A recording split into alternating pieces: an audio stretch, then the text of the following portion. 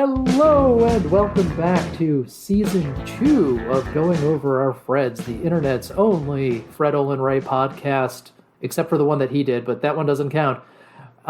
With you, as always, today is me, ML Kennedy, and sitting across from me, across in Chicago in another neighborhood, is... Meredith Halsey.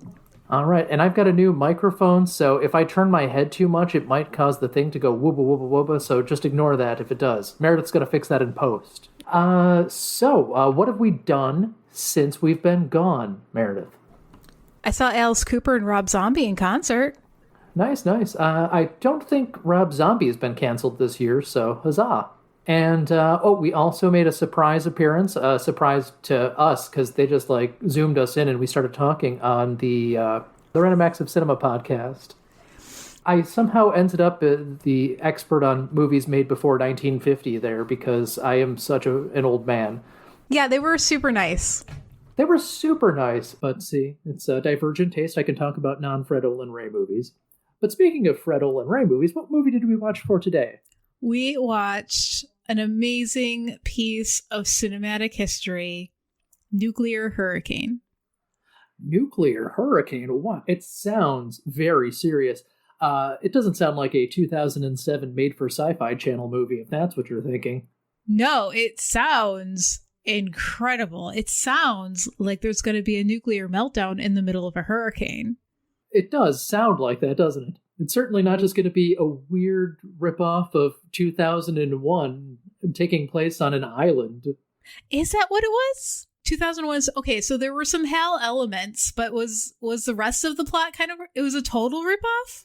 No, it wasn't a total ripoff. It was just a HAL story. Oh, okay. Tacked on to, what locations can Fred Olin Ray film in cheaply. Okay, let's get into that, because I was concerned and confused about the location specifically. Well, this movie opens on they're establishing the force of the hurricane, and there's a helicopter flying into an island that is being impacted by a hurricane. They're on a rescue mission. They rescue two folks, and a lot of talk about the strength of the hurricane later. They take off to escape the island. They're still in the middle of the storm. And somebody says, you better hope there's not going to be a tsunami. And lo, there was a tsunami, and the helicopter is lost forever. So that's supposed to tell us that this storm is incredibly powerful. How are these characters connected to the characters in the rest of the movie? Not at all. They're like military people, and they had to leave something behind. Is that going to be important? No. They left giant tubs of confidential material that these two people on the island were willing to risk their lives for. They were convinced to leave it behind to save their lives, and nothing about that ever came up ever again. But the helicopter pilot was talking to one of our characters, right? No. Maybe he just attached this from another movie, because this doesn't seem to have anything to do with anything. The only reason I would say that it's not attached from a different movie is because the acting quality was just as bad as the rest of this movie. Oh, I think there's a couple of standouts in this movie, but I'm going to get to that later. It's just a completely unconnected James Bond style opening, except with nothing to do with anything. Yeah, that's exactly. Well, the only thing it's doing is telling us that there's a hurricane and it's powerful. So, okay, that's fair. We want to know if there's a really, big monster hurricane coming. But, I mean, I don't know. It really just pads this movie. I had to double check, because it's padding the movie out to its 88-minute runtime. Oh, full 88 minutes? Really? It seemed longer. This is, meant to fit in a 2-hour Sci-Fi Channel block with commercials. Wow. So that would explain why the credits were very brief. He could have just stretched out the credits. The credits were, slapped together on the Commodore 64? They were... I mean, I have some very rudimentary iMovie skills now, and I feel like I could do a better credits roll than that. I mean, iMovie has a credits roll built into the software that looks better than what happened in Nuclear Hurricane. It was 2 steps above of the credits I could put on my home movies that I filmed with my camcorder in 1997. Those letters were green. They were awesome. Super cool. Okay, so we're introduced to actual characters in the opening scene of the real movie. There's some establishing shots, and right away I had to pause the movie and do some Google Maps because I didn't understand what was going on and where they were. So we've got an establishing shot that shows a sign for Seaview Nuclear Plant, and there's something that's written on the screen saying, like, it's on the island of Pele, P-E-L-E. And I was like, oh, where is that? I have not heard of this island. There's lots of islands on planet Earth. Let me just go look it up. It's the private island of the soccer player. Oh, well, this is an incredible private island because it has an entire population on it. Its own sheriff, people who live there and have jobs, all sorts of stuff going on this island. I looked up a map and searched for Pele Island. And I'm just guessing on the pronunciation. I don't think anybody in the movie actually said the island's name. The first result that came up was an island, I'm not even kidding, somewhere in the Great Lakes. I was like, that's not it. And so it's like the Beach Boys Kokomo. Right. And then second result is a place that is a Pele Island east of Australia and north of New Zealand. So all the way out in the Pacific, which makes a lot more sense for a potential hurricane. But does it make perfect sense to have an entire nuclear reactor on a tiny island like that? So no. Yeah, no, these, well, at least according to IMDb, there are 2 islands in this movie that are both fictional. You did a lot of work for no apparent reason. But, yes. Like, yeah, Pele is just, the Hawaiian god of fire or something along those lines. And there's another island. I'm assuming it's from maybe the first scene in the movie is a separate island because separate to fully island. Yeah, and that's like Pelium or something like that. I don't even know what that one was called. So it's supposed to be a U.S. place? I assume it's supposed to be like a U.S. Virgin Islands, like a St. John or something like that. Or I don't remember which of the Virgin Islands are actually American. I don't know. My friend lives on one of them. All right. Fictional island. Got it. Okay, all so right. we've gotten past that. So we were introduced to 2 of our characters in this movie. Yes. Jamie Luner, who's the biggest star in this movie, and lady from the L Word who is also in this movie. The way that the movie starts, my wife was watching briefly for about 5 minutes with me, and she's like, "Oh wow, how progressive! They're lesbians." And then 5 seconds later, they're like, "Oh no, they're sisters." But that was a huge fake out. I agree. Was that an intentional fake out? Because I just kind of assumed these grown women living together who look nothing alike were, just partners. Well, the way they acted set you up. So one's making breakfast, the other one has gotten ready. She's getting ready for work. The character's name is Susan. She's a sheriff. She's in her sheriff uniform. So she comes to the kitchen, who we now know as her sister, Linda, is making breakfast. And Susan is like, "Oh, what's this?" And she's got a gift box in her hand. She's like, "Oh, you got me a gift. What is it?" And for all the world, it looks like a jewelry box. Yeah. It's like, are they getting engaged? That's exactly what they want you to think. And what's inside is a pair of earrings from their deceased mother or grandmother. And I was like, oh, wait, what? Do these earrings, does she need to sacrifice them for something? They does never come up again. Does the dead mother ever come up again? Never again. There is so much setup in this movie with no payoff whatsoever. No. I yes, Jen was right to think that they were lesbians because it was set up to be that, and something weird must have happened. I can't imagine that this movie had a test audience that reacted negatively, but maybe no. Maybe Freddle and Ray's neighbor didn't like it. I don't know.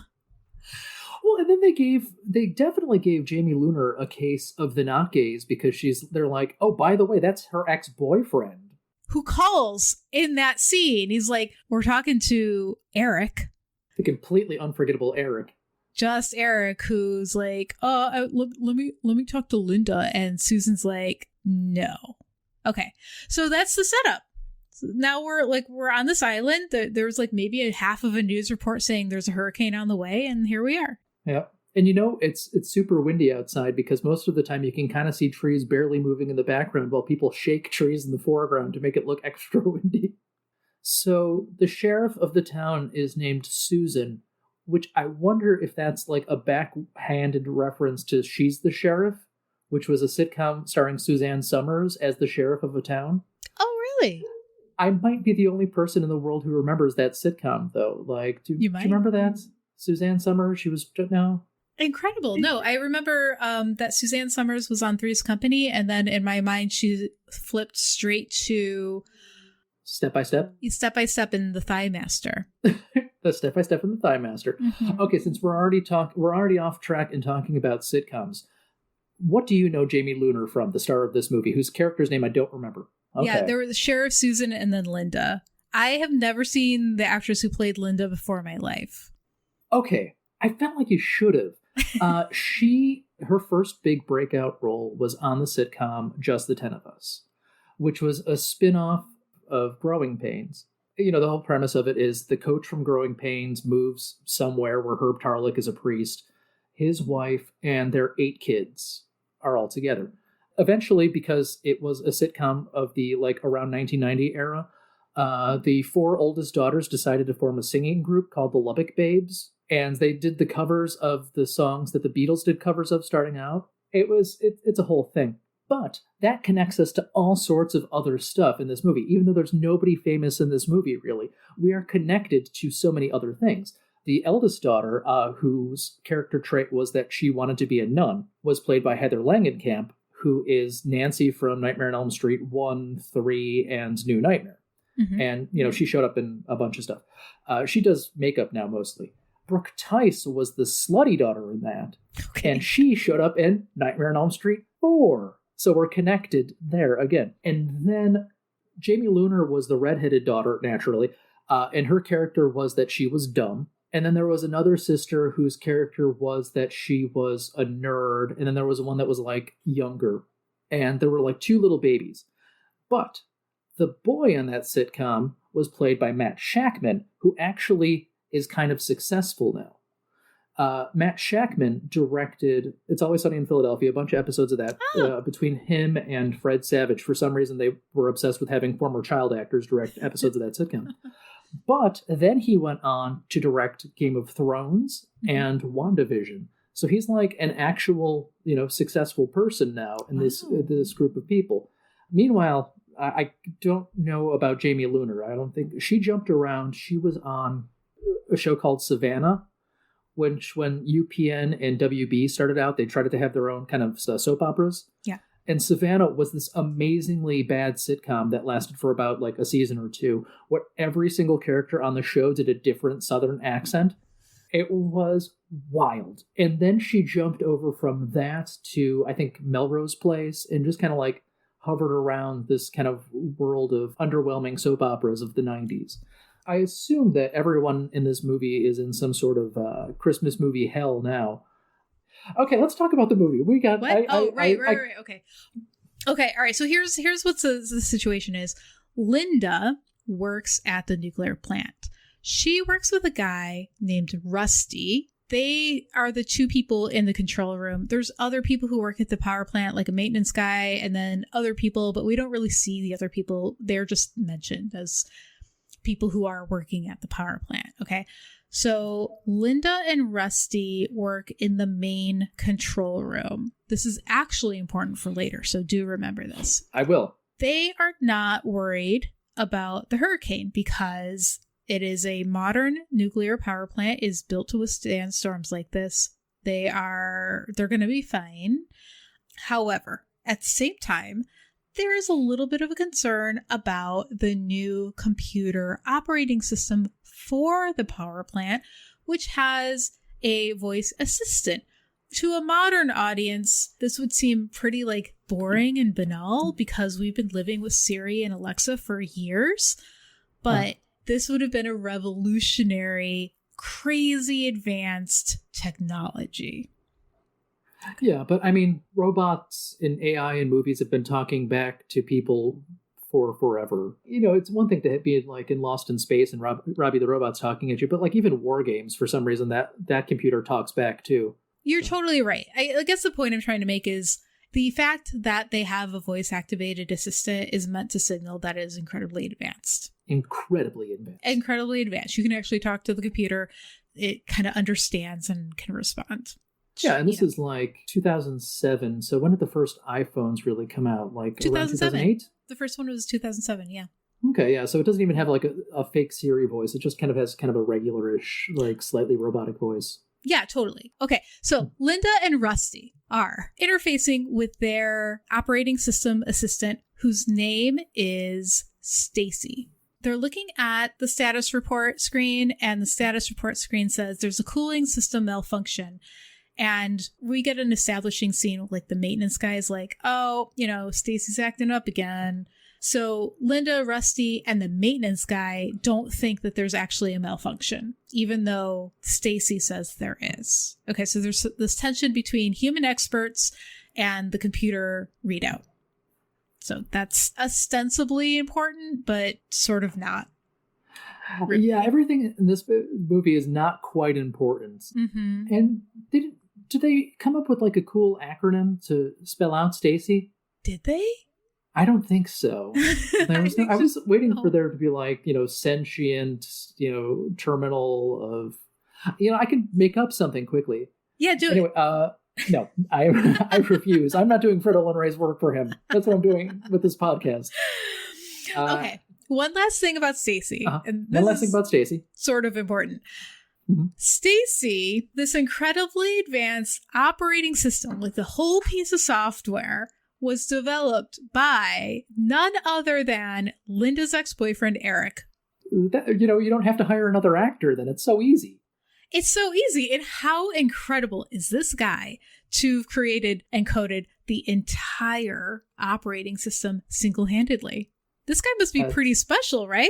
Usually you'd have a whole team, but no, this is just this guy. Just this guy who happens to live on this random fictional island. Incredible. I was kind of hoping, since it's just a voiceover part, that they'd have somebody interesting do the voice of Stacy. So I looked it up, and it is Jean Gilpin. I keep on wanting to say Betty Gilpin, who is just like, she just does ADR work for the most part. So she's a voice in a lot of, video games, and she did ADR for, the new Dune movie. She has very few on-screen credits. She had like a small part in like a Jackie Chan movie, essentially, is the only thing I really noted there.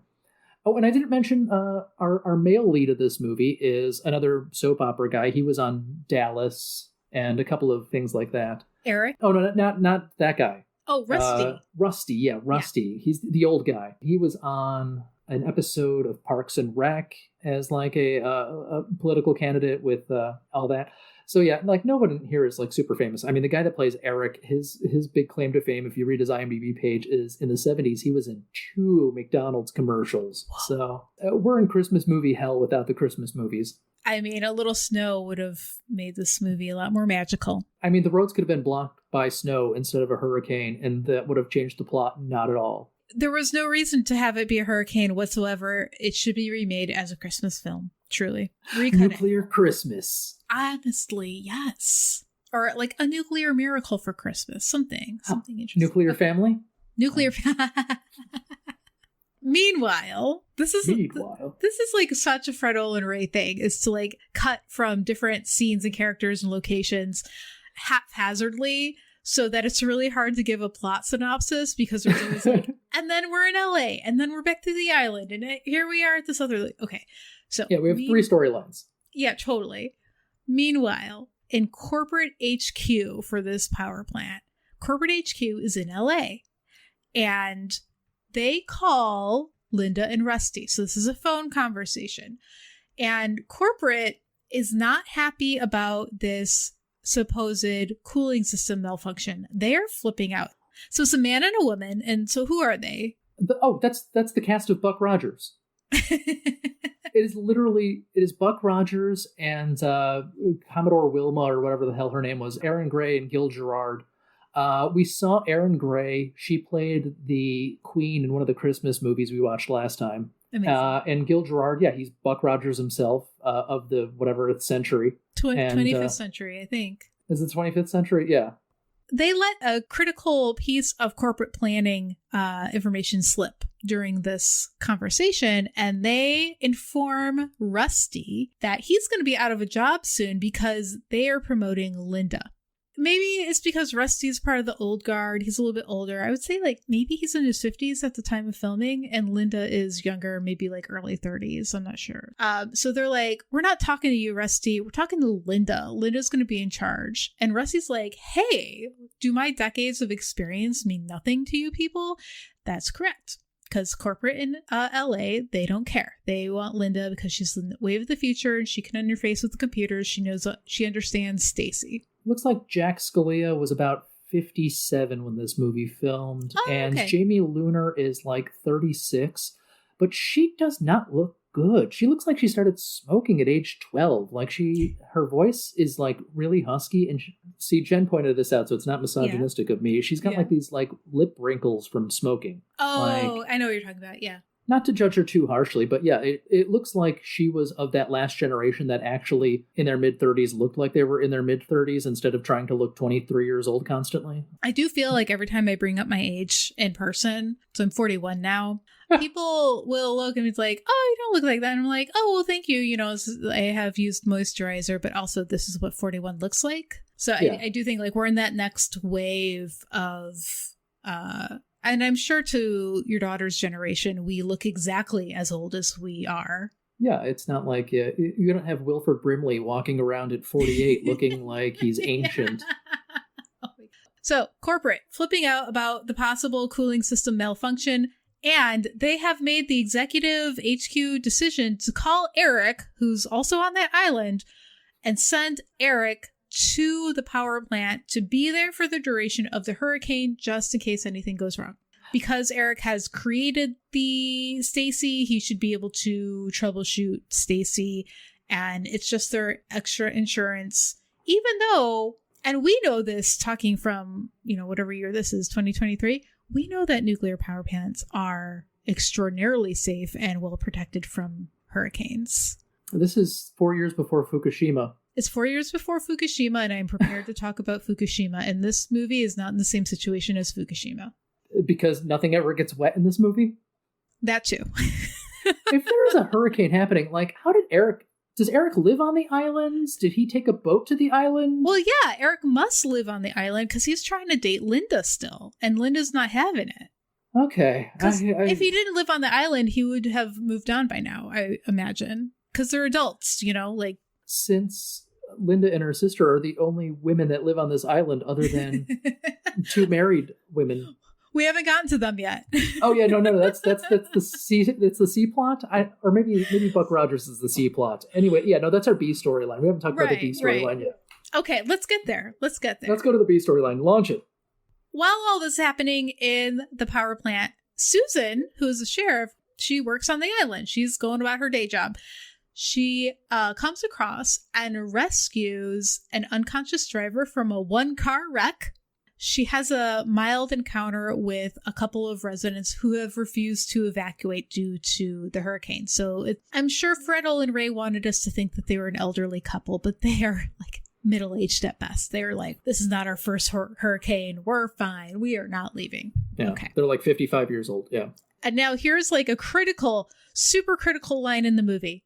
Sheriff Susan, after that encounter, rolls her eyes. She's exasperated and she says, "Happy birthday to me." Because it's her birthday. It's important. It's so important because that's why she got those earrings. I completely forgot that it was her birthday.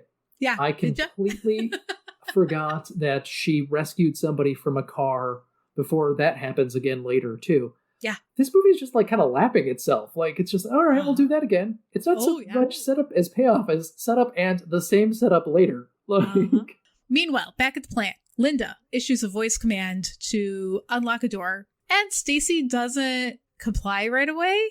Like, uh-oh, can Stacy think for herself? Is she not happy with Linda because Linda's taking over Rusty's job? Oh, no. Okay. She won't open the pod bay doors, huh? Exactly. And now, Whiplash, back to a brand new character. Are we starting a new movie here? I know. I said back to, and that was just a complete slip of the tongue. This is a brand new person. She is heavily pregnant. She types up an email to her husband, who I guess is serving in an armed force. She's like, love you so It's much. a Fred Can't Olen wait Ray to movie. see There's you." got to be a soldier in this movie. Totally. So she's like, I love you. Wish you were here. Blah, blah, blah, blah, blah, blah. It just establishes that she's pregnant for a reason and the guy's not there. And she has a whole like mini conversation with herself about like, oh gosh, it's so hard to be pregnant. Oh my. Oh, yeah. This is terrible. I want this baby to be done. That character's name is Jasmine. I had to look that up as well, because the only character whose name I could remember, I think, is Rusty. And she's played by Eriko Tamira, who was a relatively important character in Heroes. She played Yeko on Heroes, and she was in Reaper. She was the love interest to Sock on Reaper. Okay. But she stopped acting in 2011 to devote her life to helping people after Fukushima. So the actual nuclear hurricane changed her life after making this movie, Nuclear Hurricane. Oh, amazing. She found like real meaning. All right. So Jasmine is heavily pregnant and the hurricane blows a tree into the window of her home, and this kind of stresses her out and she goes into labor. So she grabs her car keys and gets out. So she's like now in her car, she's trying to get to the hospital. Whiplash back to the nuclear power plant where Rusty is trying to put the entire plant into a lockdown and do a systems check. So this doesn't seem like a huge big deal to me. Obviously, I've never worked at a power plant. I think a systems check should be normal. I don't know if it's super normal in advance of a hurricane, but this is what the character's doing. Okay. All the doors do lock as expected. And Rusty, I noticed, Rusty says please and thank you to Stacy, whereas Linda doesn't really like do the niceties for this. See, I always say please and thank you to robots. I have Alexas in every room and I'm always trying to be extra polite to them. No, the door locking scene is my favorite bit in the movie because it's literally just deadbolts like in my first apartment, and they just play an electronic sound as they show them going. Like, they look like $8 Walmart locks. They don't have any electric component to them, but they just go zzz, click. It's all done with the Foley. Like, it's ridiculous, and I love it. Stacy reboots as expected, but she starts to deny access. So rebooted Stacy is now denying access. She is citing Security Protocol 13. Oh, that sounds scary. 13. I mean, what could it mean? That unlucky number. So Rusty and Linda are trying to like do some troubleshooting. They're like, what is this? We've never heard of Security Protocol 13, yada, yada, yada.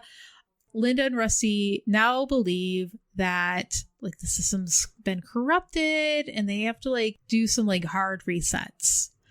They keep running up against the same problem. They no longer have access to really do anything meaningful, and it's all due to Security Protocol 13. Too many minutes of this movie are spent in this going around and around and around with Linda and Rusty trying to order Stacy to shut down. It's too many minutes of talking to Alexa and having Alexa not do what you want. Which I guess is now a shared pain that many people can empathize with. Yeah. Okay. Now, here is a kind of a beef that I have with this movie, and it starts at this point. What? How could no, there's nothing wrong with this movie. What are you talking about? The phones. They start to work only sometimes, and it's completely inconsistent, and only when Fred Olen Ray wants the phones to work will they work. Yeah, they say like, oh, we can't get an outside line. We're being blocked. And then 5 seconds later, they get a phone call. Like, I guess that counts as an incoming line. I don't know, right. But yeah. Linda has to talk to Suzanne Summers, she's the sheriff, in order to get him to pick up Eric, because Eric is wandering around this island that he lives on but doesn't know where anything is. He drives off the road, they play a crashing noise, his car is fine and not touching anything but a tree. They put some leaves near his windshield, so it looks like he crashed. His car is unusable. Linda tried to exit the power plant to go pick him up. Stacy won't let Linda out. Linda calls her sister Susan, is like, please go get Eric and bring him to the power plant. So now the pieces in play are Sheriff Susan wants to go get Eric. Yep. Linda and Rusty are stuck in the power plant. Yep. Pregnant lady is pregnant. On her way to a hospital. Which was evacuated, probably? We don't know. We don't know.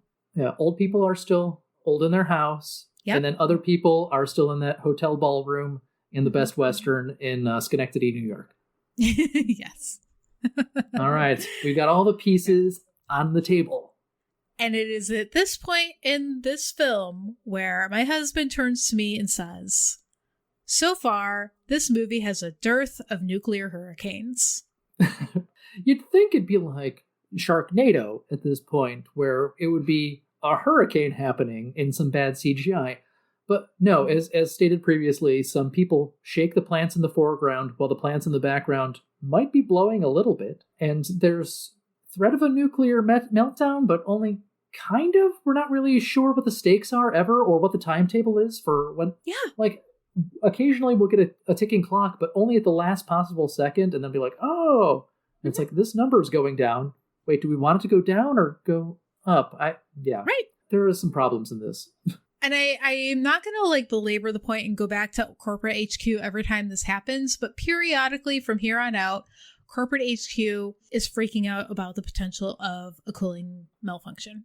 Buck Rogers has an argument with Aaron Gray because Aaron Gray lets something slip, and then she walks away, and he's pissy about it, and he talks to their overlords by himself, and then we never see them again. Right. It doesn't matter. Nothing matters. Something should matter in this movie, but nothing matters. As close as I can tell, the entire bit with HQ is just an attempt to show that a cooling malfunction is a serious problem, which, as a result of Fukushima, we now know. But perhaps audiences in 2007 would not have known that because Fukushima had not happened yet. Yeah, we just had Chernobyl and 3 Mile Island. And... Well, those were different issues. But everybody was like, nuclear power sounds great in the aughts. Meanwhile, Linda wants to shut Stacy down. Stacy doesn't want to shut down. Rusty says, you can't shut Stacy down. If you shut Stacy down, you're going to shut down the whole plant, and that is a big deal. Starting it up again is a big deal. And if you're not fully staffed because the hurricane's on the way, this is maybe not the time to do it. Yeah. Doesn't seem like that big of a plant, though. It's just one control room, the closet where the janitor lives, and I think a hallway. Totally. And a bunch of doors from a 1920s apartment building that go occasionally when the doors are automatically locked. Anyway, after some conversation, Rusty's like, okay, go for it. Linda can't get access to the room that she needs to get access room because Stacy has locked all the doors. She has isolated everybody.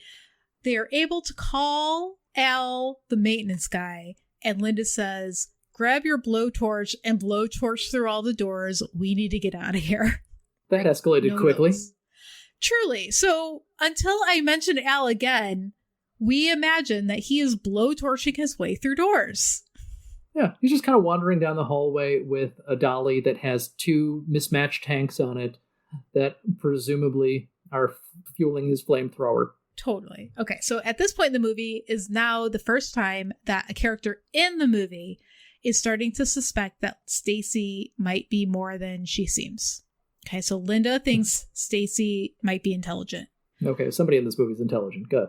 Exactly. So now we start getting like more of a Stacy point of view. From the security camera footage, it's in black and white. It's zoomed in weirdly. The voices are weirdly there's like an echo or something.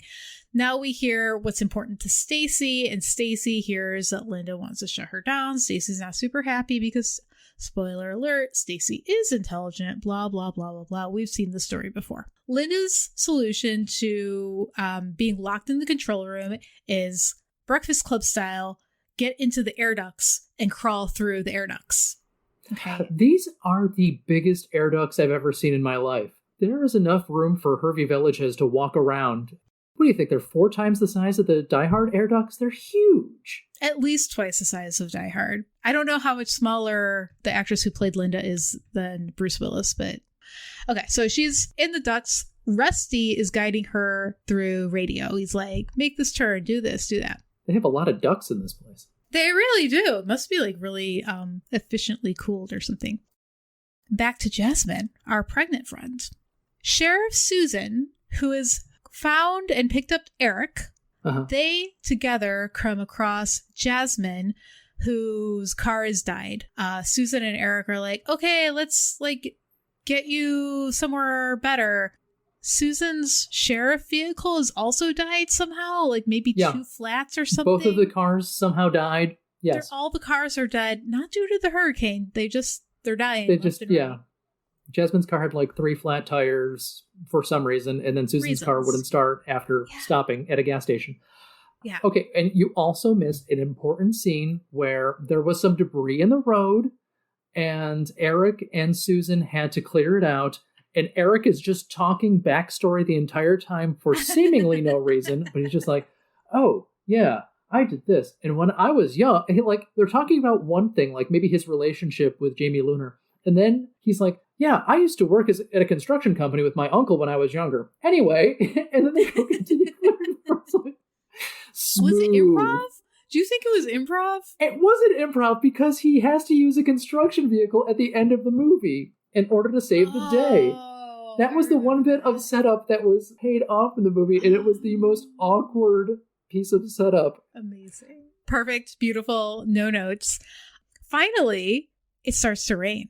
Can you believe it? It's just been sort of breezy, and now it's raining, and now there's a baby on the way. Susan and Eric help Jasmine into a barn, and then they start to help her give birth. It's awkward and weird. It's just a Wings episode now. It is just an episode of the sitcom Wings where they have to deliver a baby in a barn. It's fine. The baby's delivered. It's a baby boy. Everything's fine. Whatever. Spoiler alert. We're skipping ahead a little. The baby's fine. Okay. Meanwhile, Stacy, our AI, has declared Linda to be a virus that has infected the duct system. And so Stacy isolates the virus. So there's partitions that come down in the ducts work to trap Linda. Yep.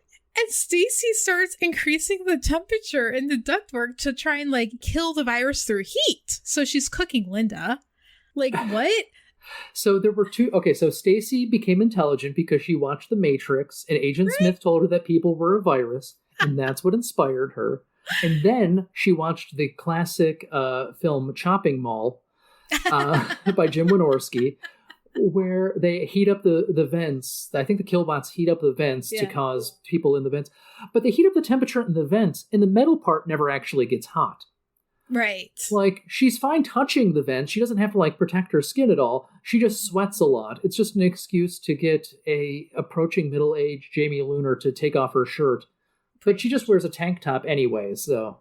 I did clock that, and I was like, why are you taking off the only protection between your skin and the hot metal? And the answer is, they just told the actress to act like it was hot, and she didn't really think through the implications. Yeah. I mean, they sprayed her down and made her look sweaty. So she's trying to accept her fate and, hope that she gets rescued, and too many minutes are spent on this. Rusty's claustrophobic. That's why she's the one in the vents, even though the vents are big enough for him. Exactly. But the payoff to that is he goes into the vent and pulls her out. Rusty overcomes his fear because he needs to save Linda, and he does. And that is a remarkable moment. He gets to play hero and overcome his fear. His fear that he mentioned right in the scene before she got in the vent. Yeah, so it's fresh in our minds. It's fresh in our minds. Yes, totally. I think the most notable thing in this entire sequence is when Rusty takes off his shirt, I'm like, holy shit, this guy has giant shoulders. He is built. Yeah. I mean, it makes sense he's a soap opera guy, but I'm like, wow, I was not expecting that. No, totally. Yeah. It's always a surprise because there's kind of a stealthy fitness where you just like anybody on the street when you're wearing a full shirt, and then he takes off his shirt and you're like, oh, this guy lifts weights. What's going on here? Yeah. And it just wasn't apparent at all because he was just, wearing a shirt that fit well. But he pulled a cheaty on us. It was a full-on cheaty. Yeah, that was a full cheaty. Oh my god, that's a good comparison. Nobody expected cheaty. No one did. So Linda's not doing too well. She's been rescued from the ducks. She's needs to be hydrated. Rusty's doing the best he can. They're recovering, but they're back in the main control room. That's the point. Now, Stacy still won't give up the lie that Linda and Rusty are viruses. And she's like, oh, gotta turn up the heat in the control room now. Gotta kill those viruses. The safety of the plant depends on it. So there's a logic here that sort of makes sense. And now Rusty and Linda are in as much mortal danger as they were before. Now, here's where the mild interest of the movie actually happens. Unbeknownst to Stacy, Linda, Rusty, Eric, Al, the maintenance guy, or anybody else in corporate HQ, the cooling system is actually malfunctioning. We didn't expect that. And Stacy's not aware, which is a problem. Probably because of the lack of those classified documents from the beginning of the movie. I bet you. I bet you that's what happened. This is also the point in the movie where our main characters would have had sex if this was a direct-to-VHS movie from the 80s instead of a direct-to-Sci-Fi Channel movie from the 2000s. But they really should have smashed then. I know he's like twice her age, but no, that was time to smash. You say that and it makes sense. When I was watching it, I was just, I don't know, I was 2 beers in and I missed that. But this movie is kind of notable because it really does have a nice working relationship between these two characters, Linda and Rusty. And they do have it's a positive friendship. They work well together. They had to clear the air about her being promoted and him not knowing, and they do so in a healthy way. And there's no weird romantic overtones. I was like, wow, this is actually a healthy model working relationship. So that's several points in favor of Nuclear Hurricane. Yeah, Rusty has the intrinsic misogyny of anybody born in 1950, but he's dealing with it. He's working on it. He's working on himself, trying to be better. And that Rusty, he seems like a good guy, when you get to know him. Exactly. So here's maybe where we talk about Fukushima. Okay, yeah, talk about Fukushima. You were going to talk about that, so. Okay, in 2011, there was a hurricane that hit Japan. And there was an earthquake that hit Japan for Fukushima, and then the tsunami hit it, right? Oh shit, you're right. You're totally right. It wasn't a hurricane. My brain has been poisoned by this movie. Yes. Okay. That was a 1-2 punch, a really big disaster for Japan. And the nuclear power plant in Fukushima was very capable of handling that because it was a modern power plant. It is built to withstand known problems in that area of the world, such as earthquakes and tsunamis. It's not a surprise that this could have happened in that part of the world, and the power plant was built with this in mind. So when the tsunami hit the power plant, and this is several years ago now, I don't remember the exact specifics, but the main power source for the power plant, that was kind of knocked offline and it went to backup power. And that is what was supposed to happen. You go to backup power to maintain the cooling, because if you don't have cooling, then the nuclear material, it gets really hot and then it blows. Okay. And then you get, then the bad things happen. Okay. So it's all reliant on water cooling the nuclear reactive material. What happened in Fukushima is, how your electrical plugs in the States don't match in Europe and those don't match in Japan? Yeah. That was the problem. So they had batteries, but they couldn't connect it because the rods and prongs and holes weren't the same. Oh, when I went to London, you just have to buy a $15 thing off Amazon. You can connect them, boom, like that. But did you go to London when the tsunami had just hit? Oh man, that famous London tsunami? Yeah, no, I was there for that. It's in the Atlantic Rim. The whole thing came down to something really dumb, that if somebody had looked at it and had the right knowledge, was said oh, we need an adapter. If they'd had an adapter or multiple adapters, I don't know how many plugs were needed, that could have been averted and the tsunami would not have caused that disaster. Okay, so it wasn't the weather that messed it up. It was human error, a planning error that created the conditions for the disaster to happen. So when we're looking at nuclear hurricane and they're saying the hurricane is not a big deal, we're fine, that's true. Yeah, and that's true in the movie too, because the hurricane doesn't even show up really, other than to kill that helicopter at the beginning of the movie. Yeah, it's just a red herring. The guys the people in corporate HQ in LA are flipping out about the hurricane somehow exasperating a cooling malfunction is completely nonsensical, because it's not the hurricane that's the problem. Cooling malfunction full stop is the entire problem. And so this movie doesn't need to be made. It's not a nuclear hurricane. It's a cooling system malfunction with a mild weather problem. It might as well be called nuclear rainbow. The weather is incidental, and they didn't do a good job of depicting a hurricane. And corporate really has their eyes off the prize here, because the problem is Stacy and the AI stopping them from fixing the actual problems in the plant. Okay, so finally, Eric and Susan get to the front door of the power plant. Seaview power plant. And there's a phone at the front door, so they're able to call Linda and Rusty. This is an example of the phones do work. And Linda says the cooling systems is actually malfunctioning. It's not an error message. And Eric's like, okay, here's how you hack through the mainframe. First, learn C++. Well, that was established. She knows computery stuff. Okay, so at least there's that. And I will take this back too. The phone systems weren't working for outside lines. That's like a station-to-station one. So that's fine too. See? Flawless movie, Meredith. Flawless. Perfect. Okay. Well, she needs to hack in using C++ and also fool the retinal scanner, because there's retinal scanners. They succeed. That's fine. There's an almost like failure moment where Stacy's like, aha, but I also need voice recognition from an authorized person.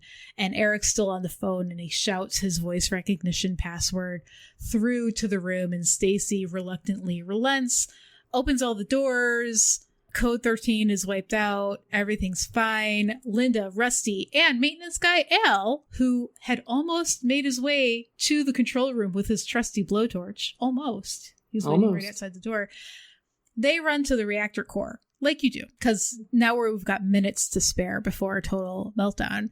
And Rusty suits up in, protective gear. He's got to fix the coolant issue. Fixing the coolant issue entails getting a plate-sized circuit board and shoving it into a server.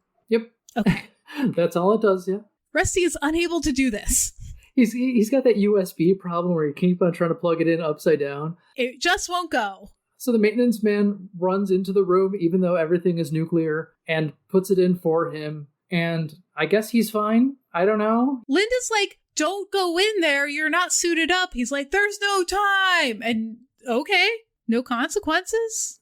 I mean, he'll have cancer in 20 years instead of in 25 years. I don't know. I don't know if there was anything going on. That was super weird.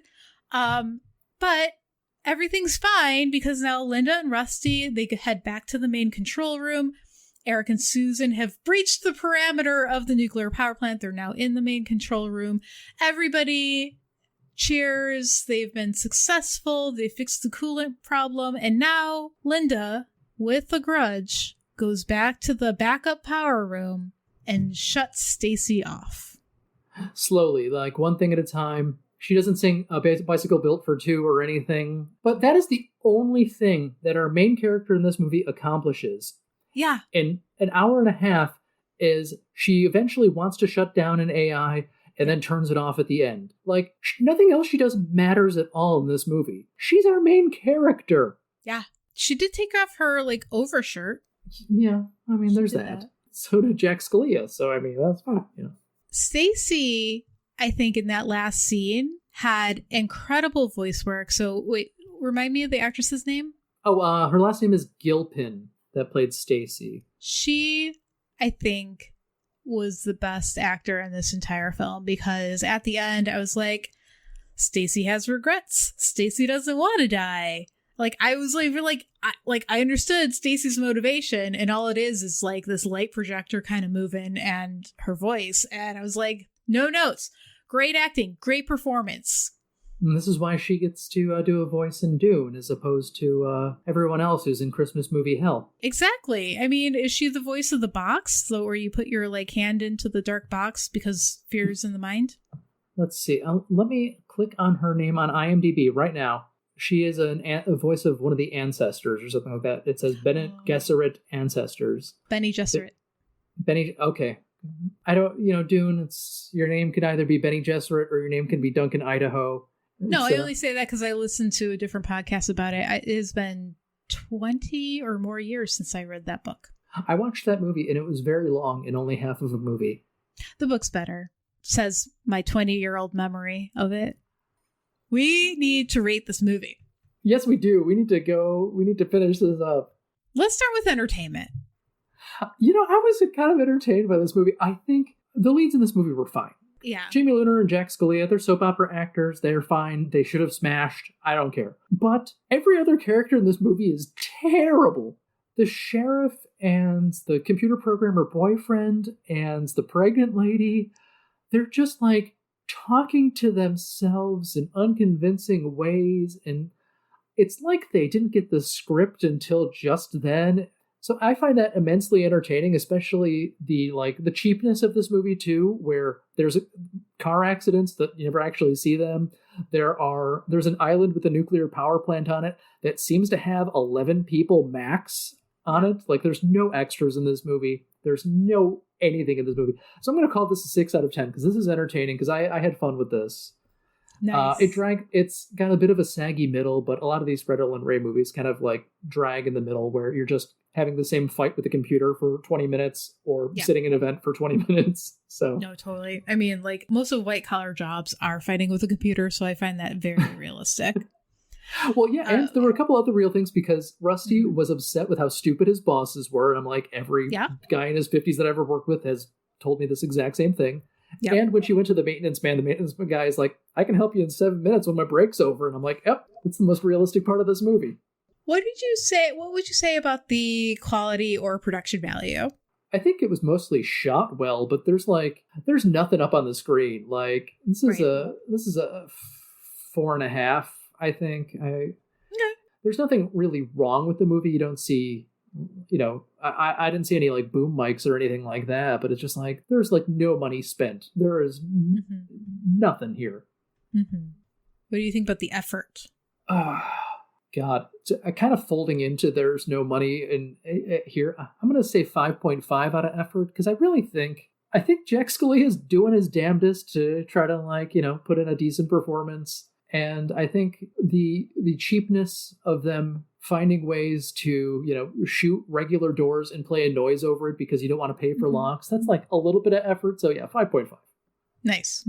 I don't think about this at all until you ask me. I know that you're going to ask me, and I never even think about it. I'm just like, I'll come up with it then. No, that's good. This is like your honest feelings. Yeah. There's going to be no consistency from one movie to the next. But I mean, when I figure out a visualization that makes sense for these ratings, it's all going to come clear.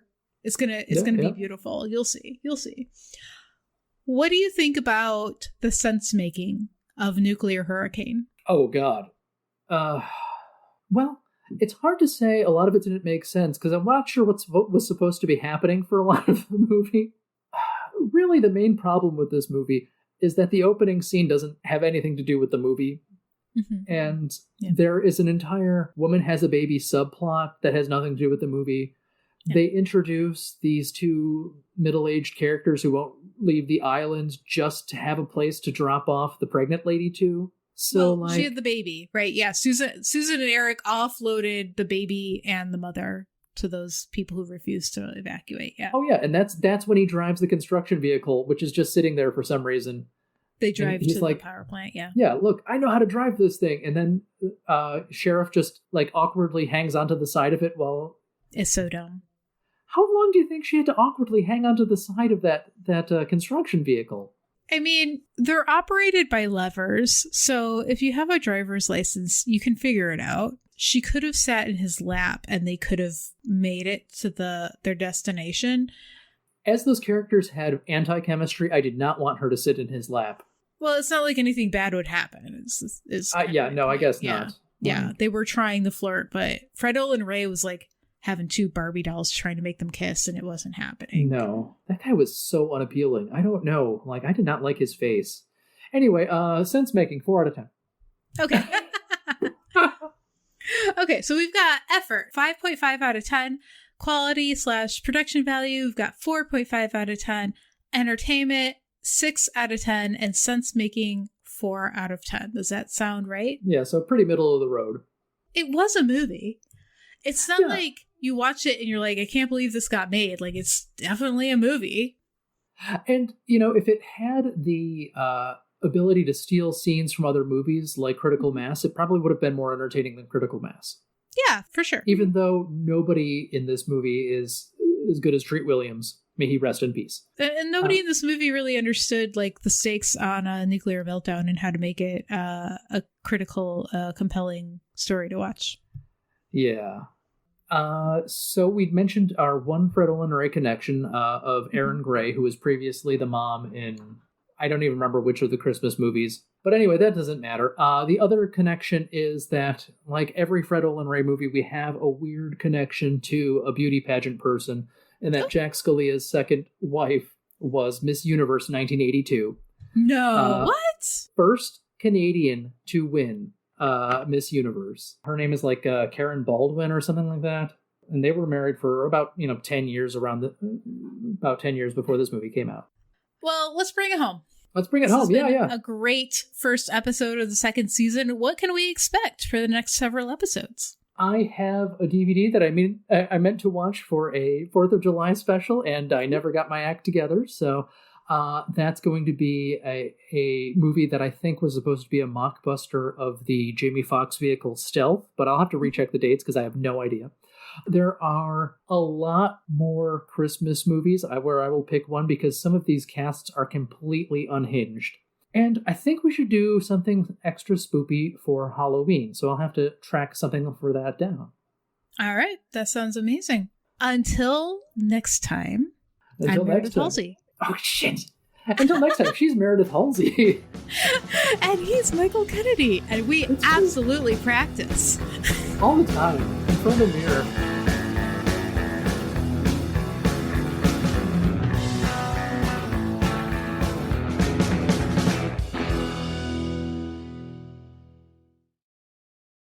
Going Over Our Freds was created and produced by us, Michael Kennedy and Meredith Halsey. Our theme was composed and performed by Justin Nozick. Find more music for him at Bandcamp. Search for The Plague Physicians. Artwork by Michael Kennedy. Special thanks to everyone who helped make the season possible, including the friends and family who let us watch these movies instead of this year's Academy Award nominees. And thank you for listening. If you'd like to hear more from us, subscribe to Going Over Our Freds on your favorite podcast app. Follow us on Twitter at Goof Podcast, and find us on Instagram at Going Over Our Freds. This podcast is for entertainment purposes only. For questions, comments, and complaints, email us at goingoverourfreds@gmail.com. Thanks. I would like to take this opportunity to sing the theme song from Just the 10 of Us, which was doing it the best I can, living on nobody but me. You don't remember that one? No. Cheering it from where I stand, nothing comes easy.